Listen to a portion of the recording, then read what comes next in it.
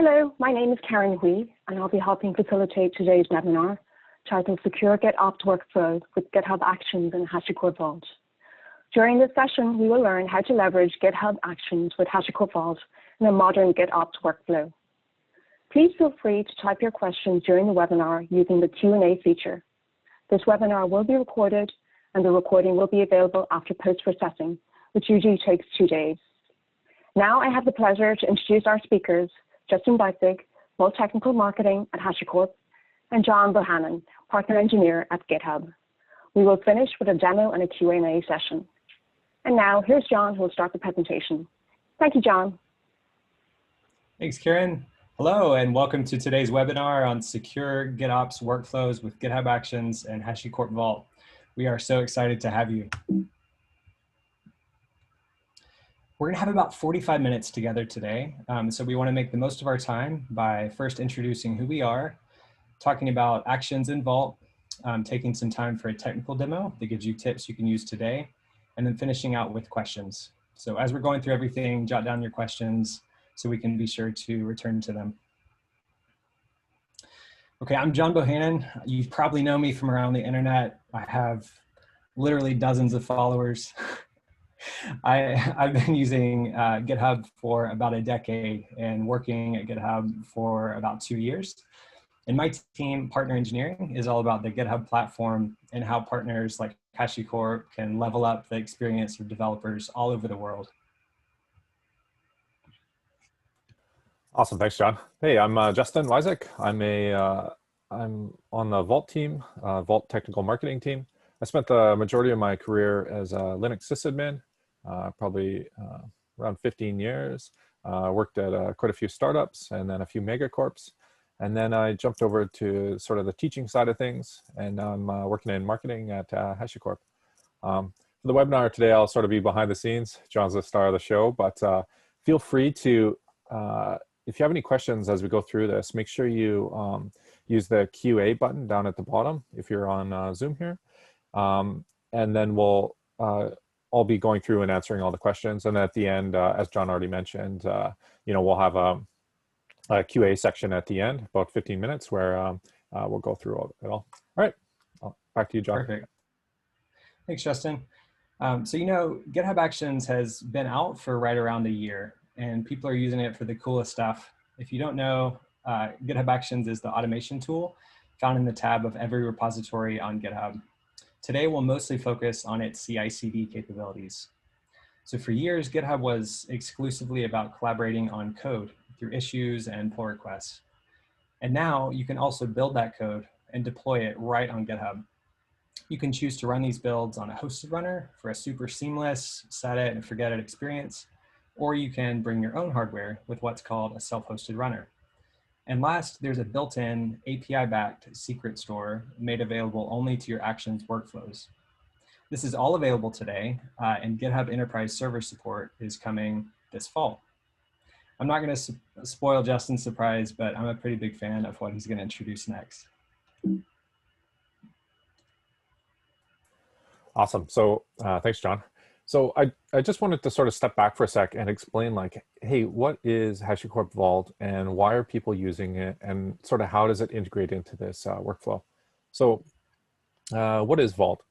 Maybe let's take a step back and go to, maybe you're running some infrastructure.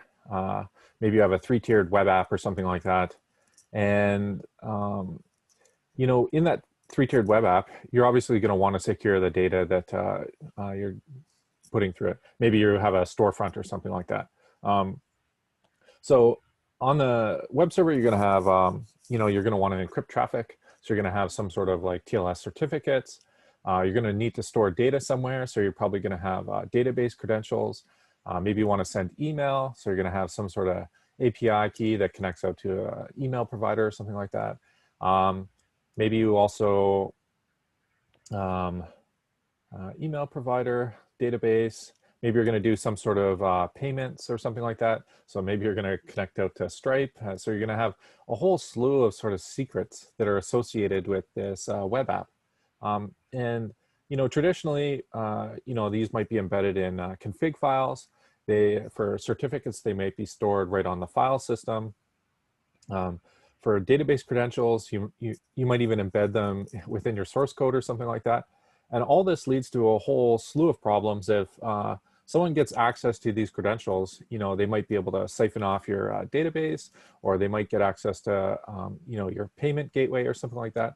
So for small apps, this isn't too much of a problem in that you could use like a static secret store or something like that, and have some level of assurance that things are secure.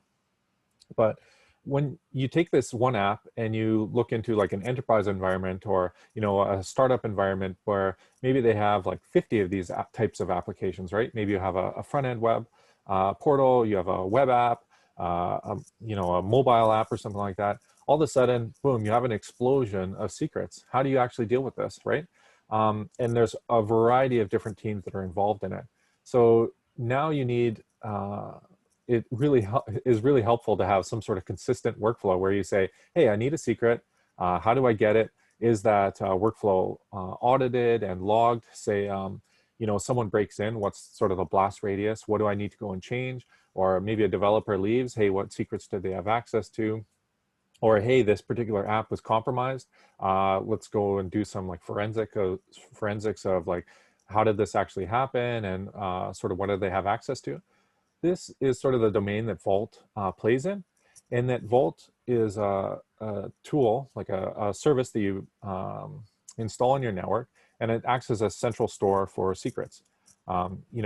It's sort of a Swiss Army knife of sort of secrets in that, we support a whole slew of different plugins, from static to dynamic secrets. We do encryption, so you can send over a string, we'll return the encrypted ciphertext. It also does transformations, which is sort of like tokenization. Hey, I have a credit card, you pass it to Vault, Vault will pass you back an encrypted token. So there's a whole bunch of stuff that you can do with Vault. And the one cool thing about Vault is that now you have a single workflow that a whole bunch of teams can use that's highly secure. It's, has audit logging. So you can go in and tell, hey, what happened? But sort of the one cool thing that we're going to focus on today is sort of an advanced feature of this, beyond, hey, I've already stashed all my, static secrets in there, over to, we want to chat about sort of dynamic secrets. A dynamic secret is the concept of where you enable a plugin or a secret engine within Vault. You could sort of think of it as a plugin though, where say you wanted to talk to AWS. You can configure Vault to actually connect with AWS using your API tokens. And then when you can go to Vault and say, hey, I have a CI/CD job in the example of GitHub here, using the new GitHub Action, where you say, hey, I have a job, I want to run this thing, but I only need a very short-lived secret, maybe for 5 minutes or something like that. So you define your request, send it over to Vault. Vault goes and talks to AWS, generates a dynamic secret, which has the parameters that you define, and then actually passes that back to your either, in this case, the Vault action, but it could be like a backup script or any type of CI/CD job, or that it's more of a pattern that you could use that is implemented in the Vault action. Why this is really cool is that you're not actually exposing these, highly privileged API keys and credentials to your end apps. They make the request to Vault. Vault gives you back this very narrow and constrained credential that is short-lived. So say someone is able to get a hold of that, chances are they're not going to be able to exploit it in the window that is actually defined in the request, say for like a 5-minute TTL or something like that. So that's sort of the core of, like, at a high level, Vault 101 and sort of the context of what you're going to see today. I also wanted to give a special shout out. So I sort of wanted to talk about how this Vault action came to be. A community contributor named Richard Simpson actually developed this Vault action, and then he passed it over to HashiCorp to maintain. So I just wanted to give a special shout out and thank Richard for doing that. you know, we're very happy to sort of be stewards of what you created. So with that, I'll pass it back to John. And again, if you have any questions, just shoot them into the QA box there. All right, thanks. Well, Justin, I think that's such a great introduction to Vault and how dynamic secrets and Vault itself can be helpful at scale. So we've talked about GitHub Actions and Vault, but how can you use them together? Well, recently, HashiCorp released its first Vault GitHub Action. It supports authentication by token, app role, or GitHub personal access token, and it enables some really exciting workflows, one of which we'll show today. You can find it here on GitHub Marketplace. And now I'd like to show you a demo. Okay, so I'm just going to pull up my browser, which you should see now. Okay, so this is Cakely. This is the universal API for Cake. As you can see, it's looking pretty sparse right now. You might remember Cakely from a recent webinar called Unlocking the Cloud Operating Model with GitHub Actions by my colleague Steve Winton. Since that point, a couple of months ago, when we used Terraform and GitHub Actions together to provision all the infrastructure Cakely needed, we've grown in customer demand. So today, we're introducing the Cakely API. It will power a new Cakely experience that our design team has spec'd out, and it will look something like this. Pretty great, right? If you like cake as much as we do, okay, I do. We really think it's going to be nice discovering new cakes and the ratings and recipes for them. We've already built a beta version published at this URL, and we plan on integrating it with the front end soon. This is powered by a containerized Node.js server on Kubernetes. Let me show you the application code for the server. As you can see, we have some normal TypeScript Express server code, and then we have this GitHub Actions workflow that tests and then builds and pushes a container image to a registry. Before we embarked on this initiative of making an API, Cakely had a few top-level engineering goals influenced by modern DevSecOps best practices. Top of mind is developer empowerment through inner source, low lead time, and high deployment frequency. And we've done a retrospective of the last few months working on Cakely to help us iterate on the good and then eliminate the bad. Here we are in our nice Cakely organization.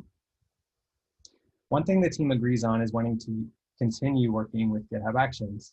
We really like the collaborative experience that it enables for our technical teams.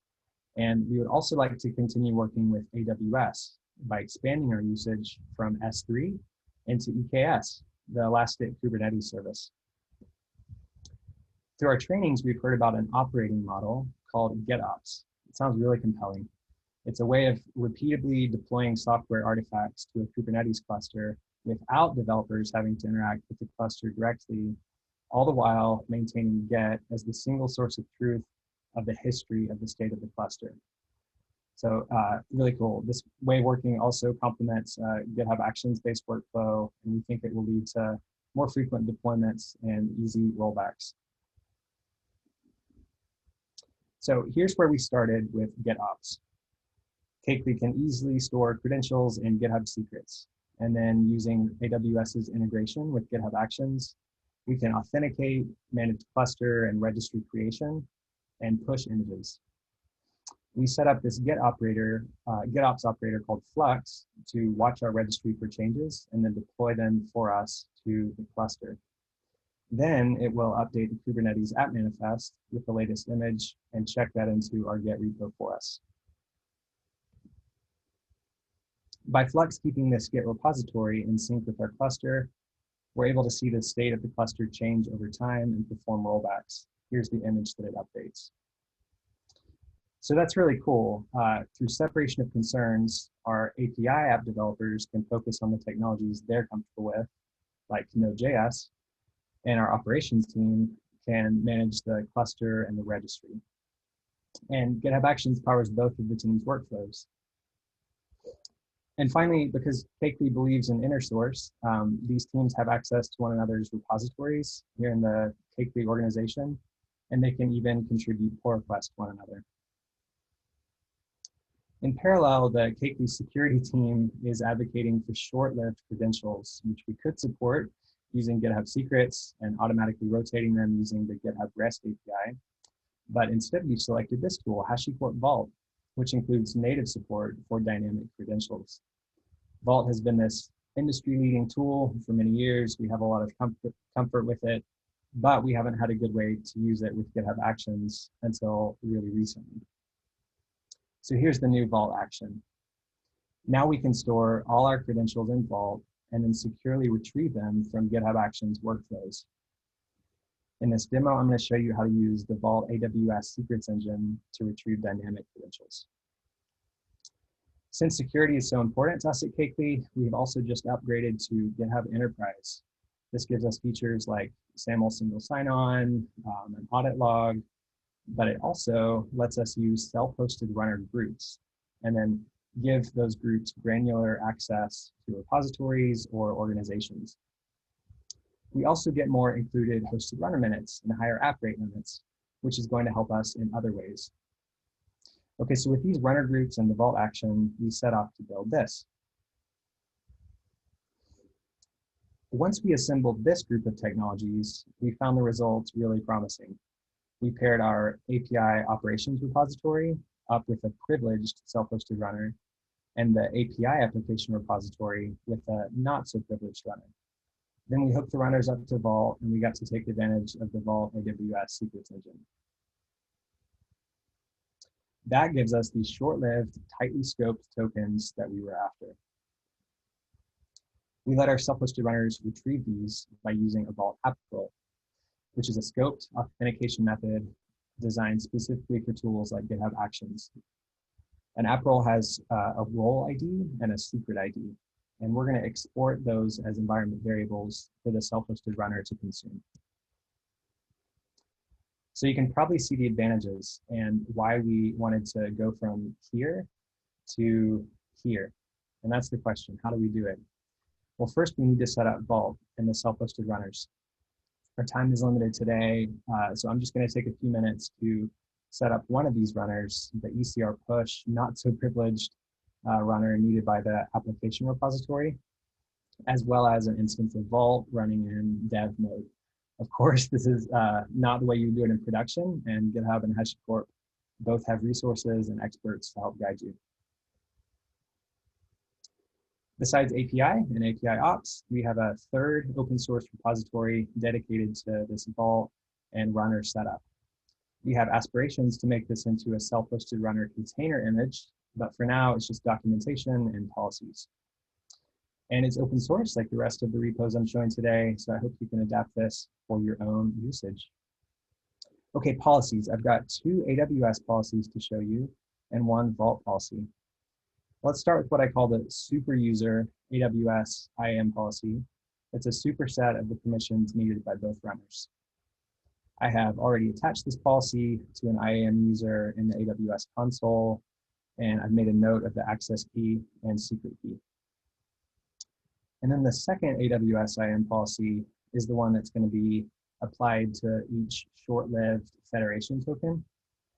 So it basically just has the permissions needed to push an image to ECR. You can see, batch, get image, upload layer part. These are all just part of what it takes to upload an image to ECR.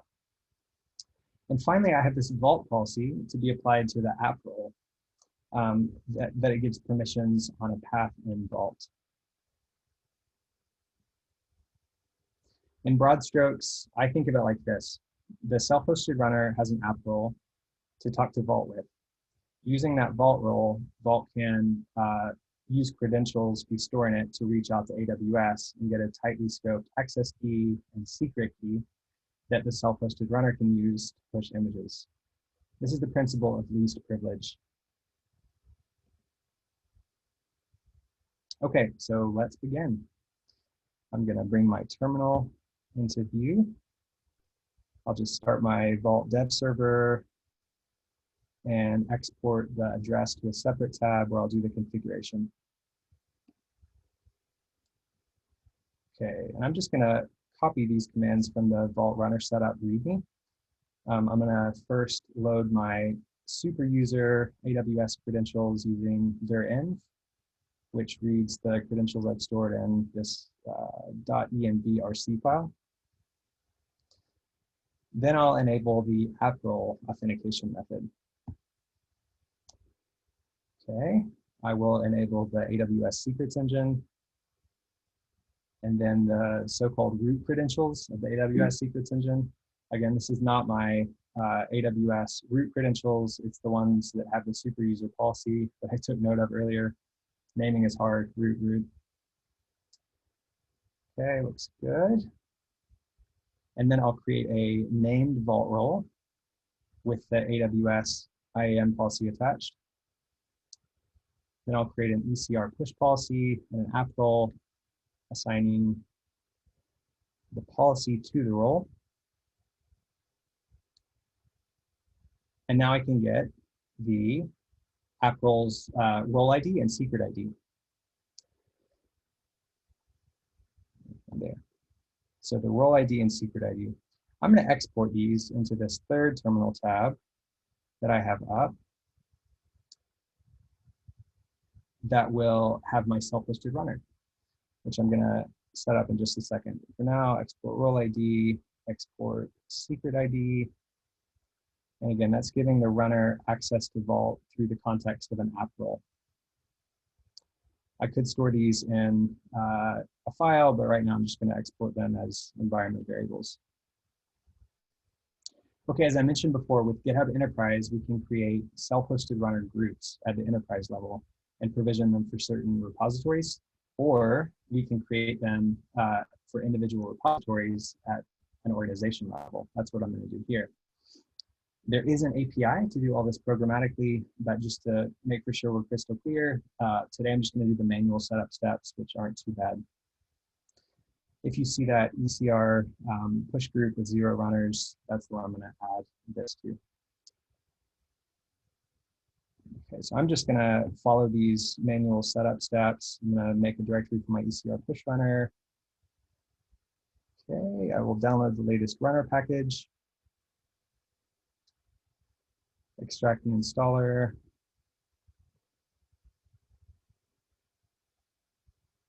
Okay. Now I'm going to configure it using this short-lived credential. And during the configuration of this new self-hosted runner, I'm going to add it to the ECR push group. It'll take just a second. I think it's called ECR push. I have a bad memory, so I'm going to double check. Yes, ECR space push. All right. Selected repositories 1. ECR push. Okay. Name of my computer is just fine for the name of the runner. Here I'm going to add an optional ECR push label that I can use for my self-hosted or for my GitHub Actions workflow. Okay, and then it's looking pretty good. All right, so to recap, we've got the self-hosted runner that I can now run in this terminal tab, and I've exported the role ID and secret ID. I can talk to Vault through that app role. Let's go see if the runner is online. Okay, it might take a second. Listening for jobs, a refresh, idle, good to go. Okay, remember, we need to configure the group. So because I'm on GitHub Enterprise, I can say, okay, I want the runners in this group to be available to these repositories. So I'm going to make it available to the API repository. And I really think this is looking great. So let's go back to our starting point picture to kind of describe what we just did. What defines this line between the repository and ECR or EKS is the GitHub Actions workflow. And ours is currently using GitHub secrets. They're in the KQI API repo, but we want to use Vault.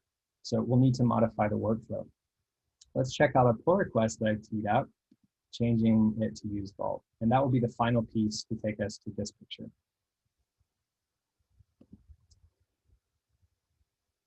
Cool, okay, so here I am in KQI API. I have this pull request I've teed up to replace the secret store with Vault. You can see what I was doing on the left, and then on the right, I'm proposing this change. So I was using a hosted Ubuntu latest runner. Now in both jobs, I'm using a self-hosted runner target. The one on the bottom needs to be the ECR push.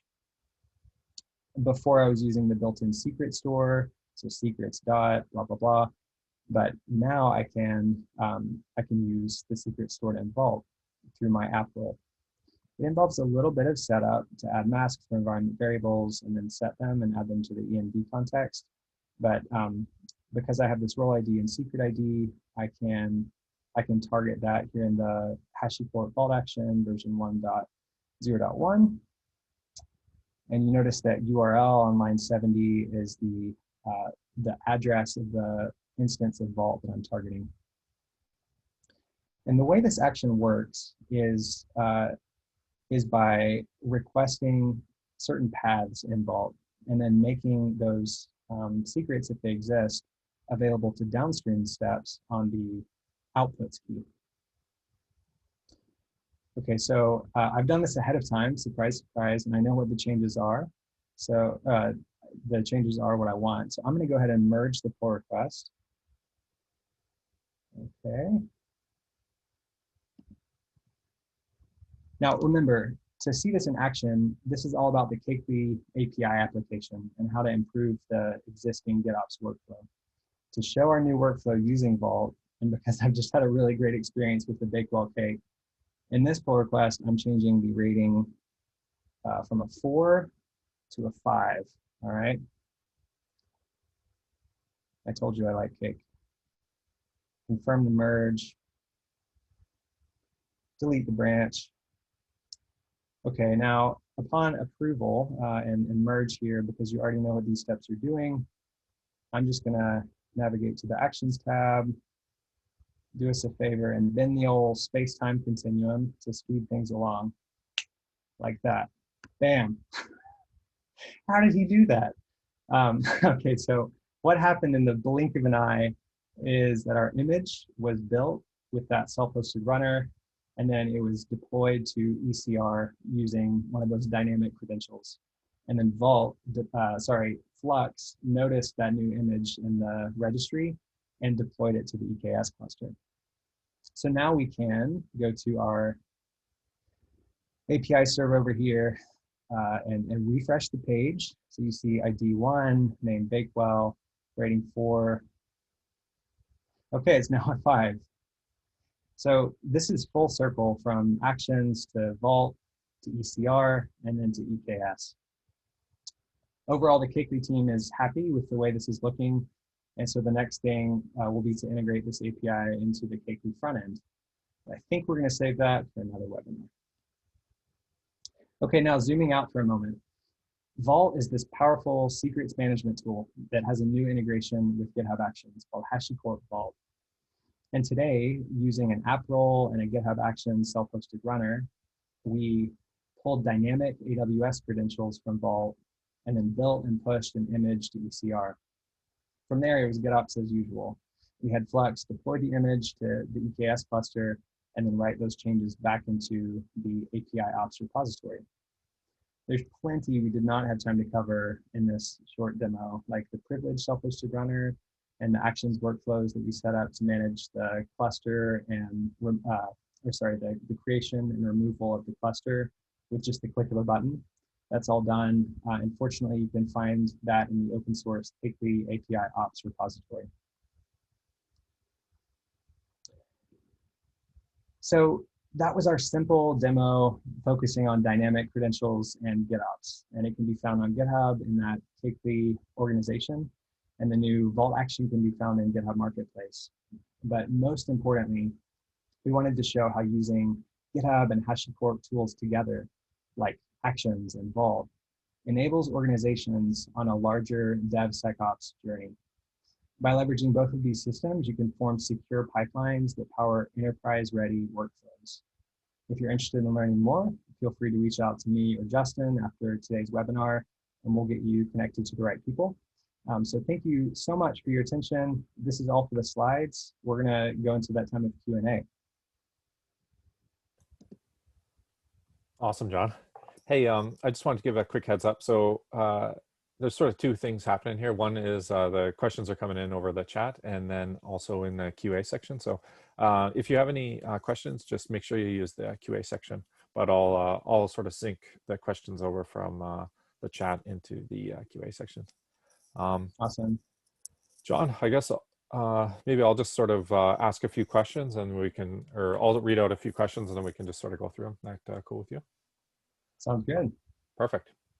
So the first question here is, hey, I saw support for certificates are in the master branch of the Vault Action repo. Do you have a code, do you have a release date for this? Well, you're in luck in that we just released it this morning. So it's live right now. You can go use it, version 2. Awesome. What timing, right? Yeah. So I'll answer, that one's done. There's going to be a little bit of lags just since I'm reading the questions, but yeah, if you have any questions, just use the box there. So there was a question from the chat that basically says, you know, for the demo, is this deployed in a VM or in AWS, or is it simulated on-prem? Maybe you could just chat about how this is sort of set up. Yeah, exactly. So what we showed today was like a developer workflow, kind of proof of concept of these two systems working together. And again, productionalized usage looks very different than Vault Server Dev alongside self-hosted runners. So you can definitely go out and find Vault, like productionalizing documentation on the Vault website. And then we have, GitHub has its own set of documentation about self-hosted runners. So I could imagine how this would, you know, be like a Kubernetes sidecar of self-hosted runners and Kubernetes and Vault running in parallel. But yeah, for today, it was just kind of that Vault Server Dev and like, you know, 2 terminal tabs for the self-hosted runners. Awesome. Thanks, John. I think that sort of answers another question that was in chat there too, was, hey, is John running the Vault server in dev mode? And yes, you know, just my personal preference is that, you know, when you're first playing around with this stuff and you're learning it, you know, if you're just using dev mode, it's such a easy on-ramp to, you know, getting comfortable with what you're doing. And then, you know, you can migrate that, you know, sort of prototype over into your normal environment, or, you know, stand up something new. But, you know, Vault, just dev mode just makes it so easy. So there's a few questions in here. You know, is there a supported release date for GitHub Enterprise Action support? Yeah, exactly. So there's actually a public a roadmap that GitHub maintains now that has this feature request and a lot of other things coming to our upcoming roadmap. I think GitHub Enterprise Server support for Actions is targeted for calendar year 20 Q4. So that's sometime between like October and December. Yeah, I can drop a link to the roadmap here. Yeah. Awesome. Thanks, John. Awesome. I think there's a few of the same questions, so I'm just going to mark these all as answered. I think we might have chatted about this, but so it's basically, where does the runner live? So the runner right now was on your box, but you know, you could run it in any cloud provider. Is that sort of like, or not any cloud provider, just basically anywhere, right? Yeah, exactly. So it's a program that you can deploy to a cloud server. I think most customers have, can't speak to what most customers are doing, but I think there's a healthy combination of wanting to control the compute that these runners, these self-hosted runners use. And so it's hosted on-prem somewhere. But then other customers will put these self-hosted runners on a cloud provider like AWS or GCP. But you know, for today, it's super easy to get started on like your local computer. Really, it's just a program that's reaching out to GitHub and your hardware to run the builds. And for other use cases, I think it's worth mentioning that there are hosted runners that you can target. So if you're using the GitHub secret store, it's really easy to just check out Ubuntu latest. That's actually an Azure VM that's running the runner, and then use the built-in secret store. But for Vault, because we're depending on like a network attached Vault instance, we use self-hosted runners in this demo.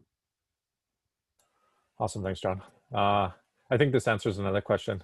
Sorry, it's always funny when I ask the questions and I know the answer. I've tried to ask a leading question, but there's a question in here. Hey, can I use self-hosted runners with GitHub.com? The answer is yes. Yeah. Mark that one as done. There's a question in here. Hey, I've tried multiple avenues. How can I get in touch with HashiCorp? What I'm going to do is I'll post a link in chat here. That's like the discussion forum. You know, if you have any questions around Vault, that's an awesome place to go. It's Lucas. Maybe I'll ping you too. I'll give you my contact details if you want to connect with me directly, and I'll route the request. There's a question in here. Can the Vault, you know, GitHub Actions rotate passwords for apps such as like Windows Remote Desktop? I don't think that's what we're targeting with this, but like I imagine you could probably put some script together if you're using like a self-hosted runner, and then you execute a command against a Windows Remote Desktop or something. I think the answer is yes, but because you could just script it. You know, if you're running a self-hosted runner, you'd have a, you know, you'd run some exec script. Although like we don't have a docs for it or something like that, but you could probably do anything with the self-hosted runner because you have shell access. I don't know, John, if you have any ideas on that, but yeah. Yeah, I don't think I have any on that specific one, but I know, you know, I used several secret stores within Vault. Obviously, the key value like KB one is the one that a lot of people start with, and it could be a good candidate. Yeah, perfect. Yeah, because you have shell access, you can do basically anything. You know, when you're defining your GitHub action. Will it support Vault namespace where it is available for enterprise? Hang tight on that one. Yeah, I just wanted to acknowledge that is in our attention. Perfect. Let me just, So there's a little bit of, there's lots of questions coming in now, so I'm just reading them here. Is it possible to integrate HashiCorp Vault with, let me see here. How can I get in touch? So how can I get in touch with GitHub if I need help with the self-hosted runner portion of this? It's a great is there a question. way that people can get feedback or like send you questions? I would say use the support channels that GitHub has listed on the website. There's a github.community where people will post questions and answers, and then I'm not sure what GitHub plan this particular person is on, but there are different levels of support available depending on where you are with GitHub. But GitHub community is a good way to start, and then GitHub support.github.com is the other. I'm just trying to find these links as I. Yeah, sure. Maybe I'll answer another question while you're pulling that up. So there's a question in here. How does the runner actually auth with Vault? So there's a few different ways that you could do it. In John's demo, he used environment variables. So, you know, since the self-hosted runner is running on a machine that you control, you know, and it has shell access, you can use environment variables in there. Say if you're using app role or something like that, you want to use the role ID and the secret ID. That's one option. There's another option in that, you know, you could use the GitHub Actions built-in secret management. So, you know, in your repo, you can go over the settings tab, and then you go down, there's a section in there called secrets. You can put in, say if you wanted to use the Vault token or something like that, you know, has a restricted policy assigned to it. Then in your GitHub action, you could say, hey, give me this Vault token. That's how you could also auth with Vault. if you check out the docs, we I don't know if we show both use cases with the environment variables, but we definitely, all of our examples, I think, list out using GitHub secrets, where you could go do that. So it's an awesome way to like authenticate with Vault, and then away you go. I think that answers that one. Stephen, if you have any more, I guess, context to what you're trying to do there, just let me know. I think we've answered the question about, did we answer the question about GitHub Enterprise on-prem? You know, is that going to be supported? The public roadmap link to. Okay, perfect. Yeah, hopefully fall of this year. Okay, awesome, thanks.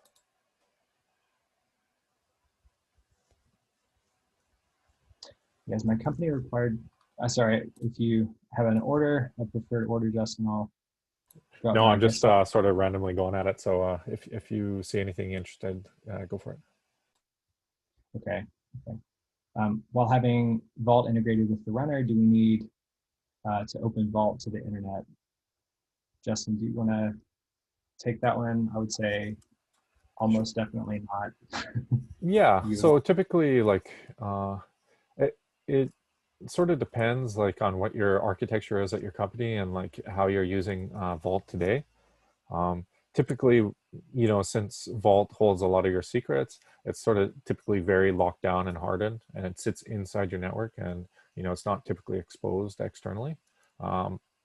So the sort of architecture is when you're running, so you'll have Vault running centrally inside your network, and you're going to have a Vault self-hosted runner also sitting inside your network. Doesn't really need to be inside your network. It could be in a cloud network or whatever. But the only requirement here is that, hey, can your runner hit the Vault server? So, you know, you could open up firewall rules or have them sitting in the same subnet or whatever you need to do there. So that's sort of architecturally, that's the only dependency. And then it's up to you to figure out how you want to do that.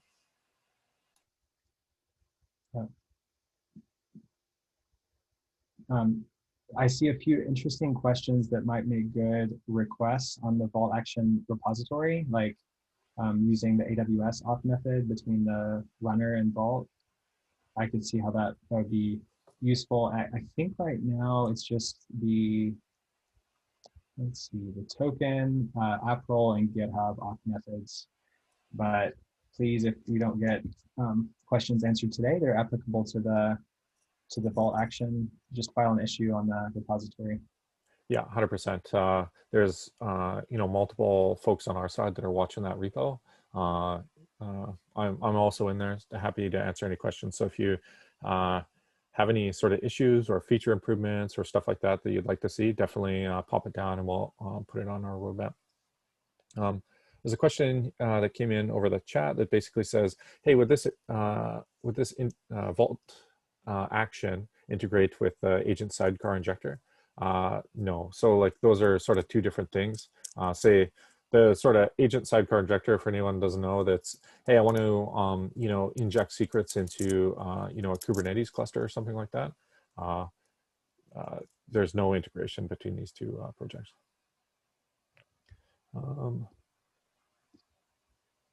This demo depicted EKS, but how about AKS or GKE? I would say definitely it would just be a different secrets engine. I'm not sure if there are dynamic credentials available for those, but definitely using the like KV secret store. I could picture storing a you know, a GKE account key in Vault and then using that. Yeah, 100%. You just enable those secret engines, and then using the Vault GitHub Action, you basically just hit the path wherever that secret lives, and away you go. So, you know, if you're going to use either a static secret or a dynamic secret, yeah, same workflow. Yeah. Ming had a question, how can we prevent secret leaks into GitHub Action logs? I have that as a part of the demo. You can add a mask, basically, Ming, to ensure that it stays out of the log. Let me show you the API.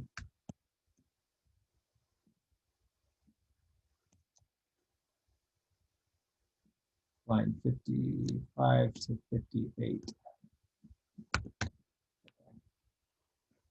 Did you get that one marked off, Justin? Yeah. Yeah, I marked it off. Hey, I think it's Brett here. I was asking a clarifying question around, self-hosted runners and accessing Vault. So I think the question here is, are self-hosted runners required?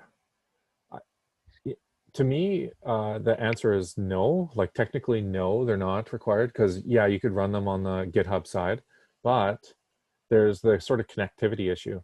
If you're running the Vault action on some infrastructure that GitHub's running that's out on the internet, you're not necessarily going to know the IP address of it to connect over to your Vault server, right? So there's two sort of independent systems here. One is where the GitHub Vault action is running, and one is where your Vault server is running. So you're going to need connectivity between those two things. So the answer is technically no, they don't have to, you don't need to use a self-hosted runner. So the question then turns into, why are we using a self-hosted runner? We're using a self-hosted runner because typically you're going to have, your Vault server hardened sitting inside your network perimeter. That's why you're going to have a self-hosted runner inside your network. That's it just makes connectivity much easier. Also, you're not exposing your Vault server out to the general internet, right? So it's sort of for operational reasons that you're doing that, but technically you could do it either way.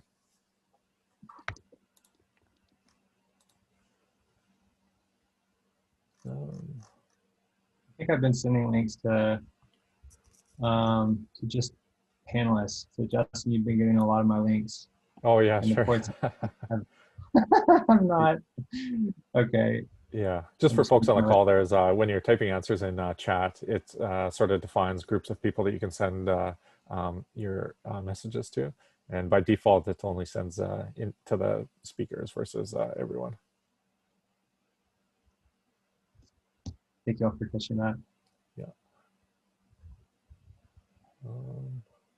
There's a question here that I don't actually know the answer to. Or maybe I'm not familiar with it enough. So are there any secrets or best practices for, passing secrets between jobs? I think the sort of answer from reading the docs, I don't know if we have any prescribed, advice on our side, but I think the advice on the GitHub side was that you don't want to do that, but I don't know, John, do you know? I'm going to have to look that one up because I don't know. I think that seems fair to use a parallel, analogy with the built-in secret store. You grab the secret like when you need it, and you don't grab it in one job and then pass it to the next, for example. So I would grab it as close to the time you need it as possible. Yeah, perfect. Yeah, I just engineering team just pinged me, and they said, you pass the secrets between steps in a job, and you wouldn't pass it between jobs. So awesome. Thanks, Jason. Someone asked if this works with Vault's open source edition or requires the paid Vault edition. Justin, if you want to mention like the Vault Enterprise. Yeah, sure. So for anyone not familiar, like Vault is a super popular open source project, hosted up on GitHub. So there's an open source component to it, and then there's also an enterprise component. So open source is, everything we covered today is totally open source. You can use all the dynamic secret functionality, all that's open source. The Vault action for GitHub is open source. So where is the line between open source and enterprise? Enterprise is when you get into more advanced features like, hey, I'm running, my company has multiple data centers, and I'm running Vault internally. How do I make sure that, Vault, the secrets are replicated in between my data centers, and what happens if a data center goes down? Do I have automatic failover? So, enterprise has tons of those more advanced enterprise type features, but everything we cover today is totally open source, so you can go use it.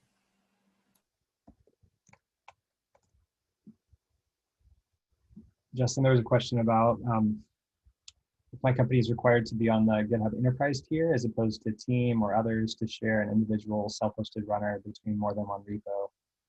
I think the answer is no. There's one built-in runner group on any GitHub tier except for Enterprise, which is called the default group. And if the permissions are kind of uniform across your org, you can define the repositories that group gets access to, and then add runners to that group.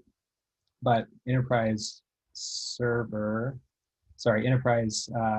Cloud will give you more than one runner group. So I had the ECR push runner group available to me because I was able to create it on my Enterprise plan. Awesome. I'm not sure if you know the answer to this one, John, but or you could probably find the docs if not. So is it possible to tail the deployment logs from a self-hosted runner? So as it's basically going through the steps? I know you cannot look at the logs to the web UI, but say you wanted to do some debugging on the runner. I imagine there's probably something like that, but I don't know offhand. So I think the answer is yes. It's like it's a part of the, when you run a self-hosted runner, when you type in run.shell on your computer or wherever the self-hosted runner is, you see the streaming logs. I'm actually doubting that now that I say it. There might be a flag to enable that.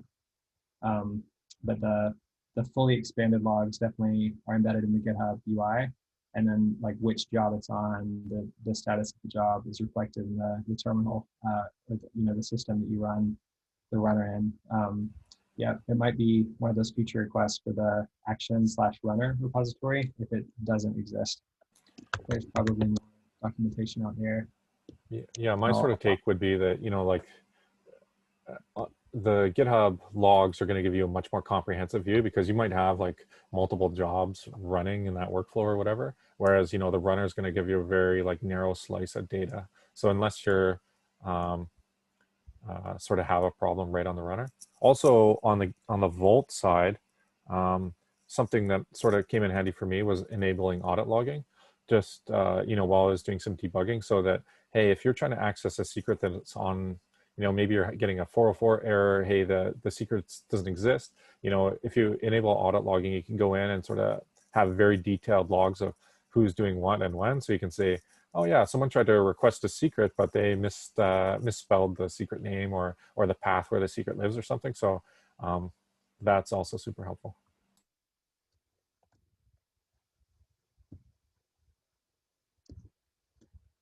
So I'm just reading through the questions here.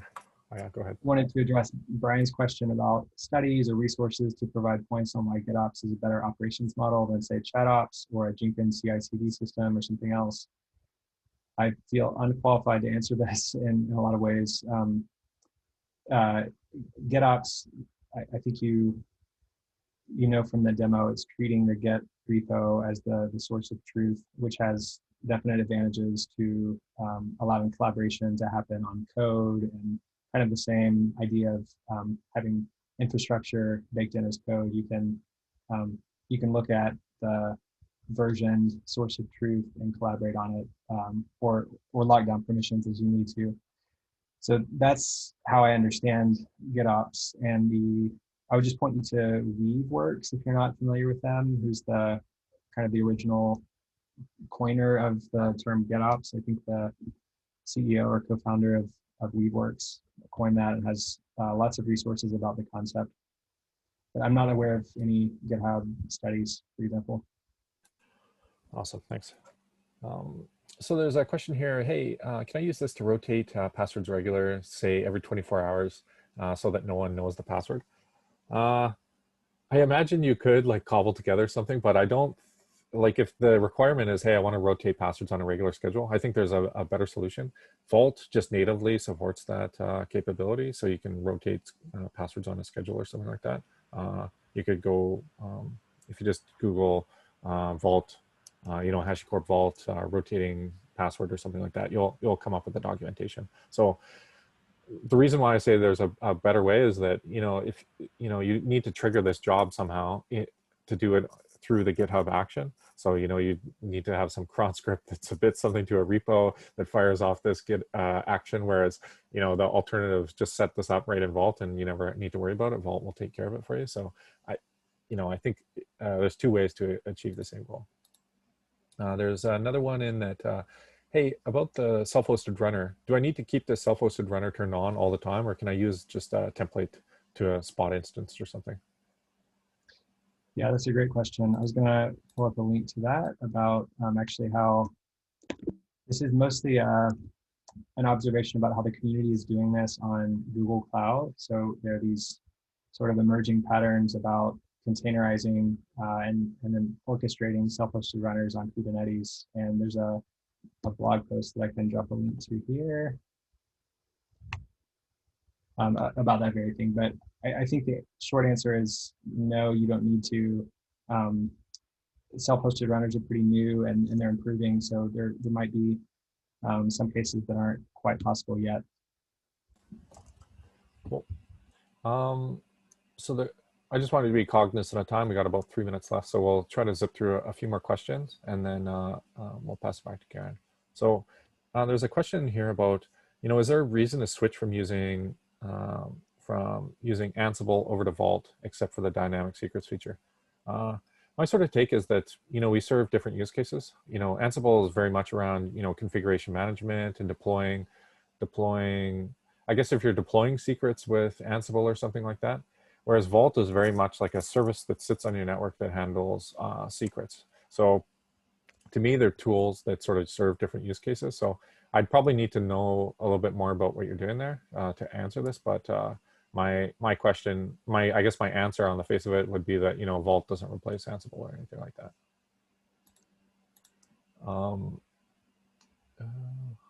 Sorry, I'm just reading. I don't know, John, if you see any other questions over the next couple of minutes, we can answer them. Some of these might take a little longer to explore. Yeah. I think right now, Karen, I think we're going to pass it back to you and we'll close it out. And then, you know, there's I'd say 3 or 4 questions in here that we'll just follow up individually with the folks there. So, personally, thanks very much, John. It was awesome working with you, and you did an amazing demo. And then, you know, thanks for everyone participating. And maybe I'll let you say a few words here, John, and then we'll pass it over to Karen. Yeah, likewise, Justin. It was a pleasure teaming up on this, and I look forward to seeing what Actions and Vault becomes, you know, for the next quarter, next year. I think the story is just beginning. So thanks for teaming up today. Yeah, thank you. Thanks, Justin, and thanks, John, for a great session. And thank you to our audience. I hope everyone enjoyed today's webinar and has a better understanding of how to leverage GitHub Actions with HashiCorp Vault in a modern GitOps workflow. And finally, as mentioned at the beginning, this webinar was recorded and we will make the recording available after processing. I will send an email to everyone who registered with the recording link. Have a great day. Goodbye, everyone.